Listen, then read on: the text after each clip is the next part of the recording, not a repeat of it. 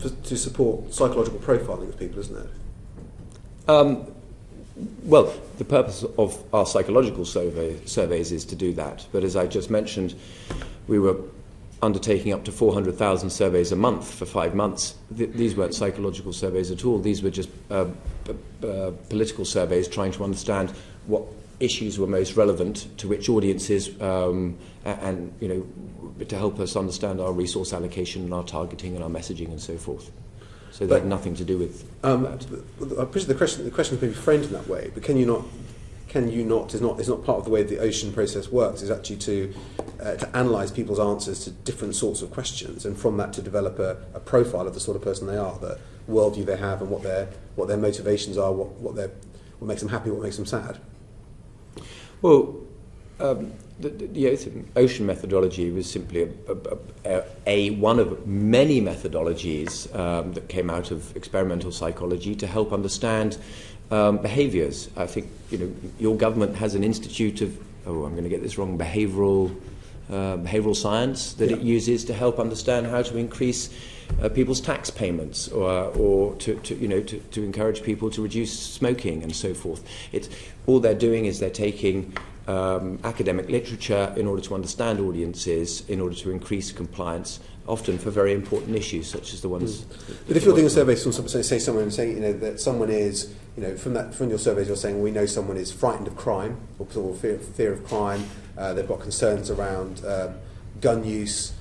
They've got concerns around whether Hillary Clinton is weak on crime. Mm-hmm. Actually, what you're doing is you're building up a psychological profile of someone, and then you're using that data to actually target them with a message. Isn't that's the purpose of these surveys? But if you can identify that an audience group is frightened of crime, and that's really important to them, and then you can then share with these audiences your candidates' policies on how they intend to tackle crime, and therefore how they intend to address a major fear of those constituents, I think that's really healthy.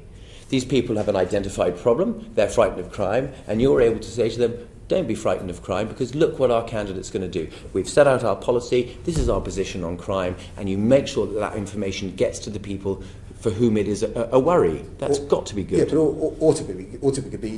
you could send a message saying you're right to be frightened of crime because the other candidate is weak on crime, and if they win, then you are in danger. You and your family is in danger. And that is effectively, I think anyone would recognise that as a kind of psychological profiling. Then you've got other layers on as well. Are you frightened about immigration? Is immigration a cause of crime?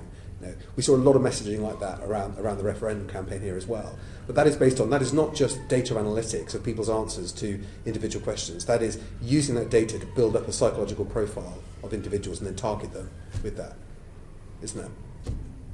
Well, I can't speak to the UK referendum, but it applies to any election. It applies to any campaign. It certainly applies to the American campaign. I mean, I think I've made my position clear, which is that we're trying to make sure that we can use data to understand what people care about, and then we can seek to address those concerns. And if those are fears, then we can allay those fears by telling audiences how we're going to solve those problems. That has to be good.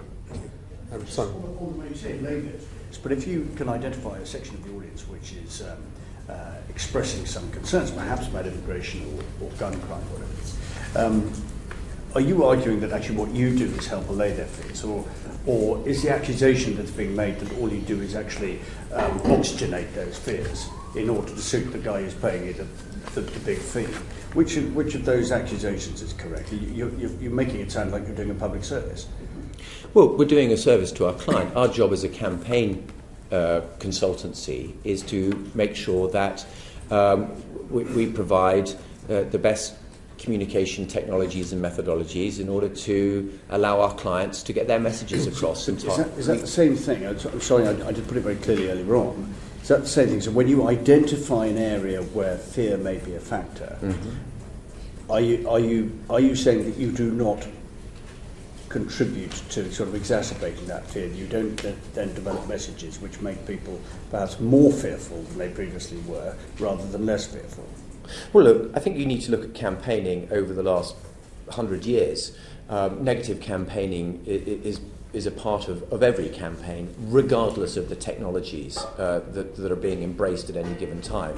The ability for one candidate to stand up and say, you know what, under this particular candidate or political party, the country's going to be worse off, you're going to have less money in your pocket, you're going to have more crime. That's just a part of the political process. They're the name on the ballot paper. And their campaign teams are doing exactly the same, and you well know that, as does everyone in this room.